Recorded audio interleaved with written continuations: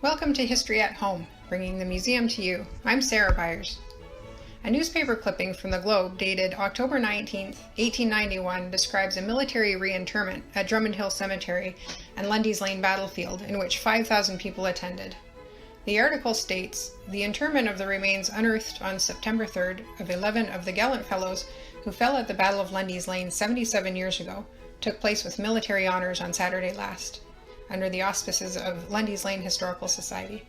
For several days previously, the casket containing the relics, and latterly 2 cases in which were exhibited a portion of an officer's coat, several buttons marked 89 and 103, a piece of a soldier's shako, a piece of a belt with buckles, a port fire box, and a knife, were exposed in the window of Mr. John England's establishment on Main Street.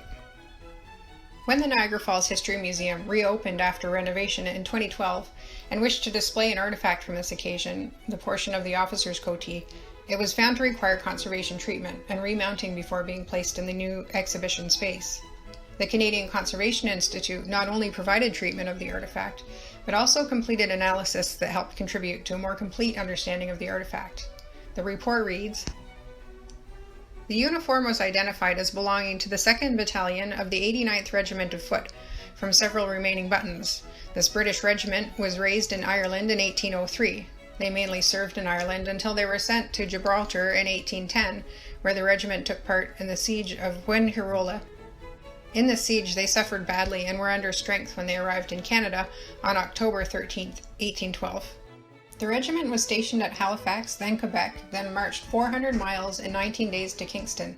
Here they took part in the Battle of Chrysler's Farm on November 11, 1813, again sustaining heavy losses with the regimental count, down to 620 men from 800. The following summer they were stationed at York, now Toronto. On June 24th, news arrived that the Americans with 5,000 men had crossed the Niagara River and beaten the British Army at Chippewa. The 89th immediately set sail and arrived at Fort George on the morning of July 25th. The regiment was marched to Queenston Heights and then moved forward to Lundy's Lane, where they were immediately sent into battle. Within 6 hours, one of the bloodiest battles of the war was ended, with over 1,700 casualties and missing from both sides. The 89th Regiment suffered some of the highest casualties, with 27 men killed, 188 wounded, and 37 missing.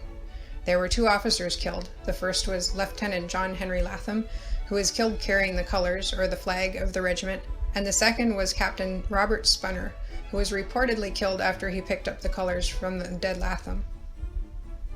As the uniform fragment was identified as an officer's uniform, it is likely that it belonged to either Captain Spunner or Lieutenant Latham. After Lundy's Lane, the 2nd Battalion was too weak to take part in the Siege of Fort Erie, eventually returning to England in August of 1815. The uniform of the 89th Regiment was a double-breasted shortcoat, cut straight across the waist with sloping tails. The sides of the tails were turned back to display the lining. False pockets with silver lace and copper buttons were placed on the back hip area. The front was lined with the regimental color of black, and lacings were silver. Historically, the uniform was made of wool broadcloth. This was woven as a wide cloth which was shrunk down, making the cloth dense, and its felted surface was more durable, weatherproof, and less likely to fray. Officers' coats were made with superfine broadcloth, made from much finer imported Spanish wool, with finer threads and weave. The cloth was lighter and had a much finer finish.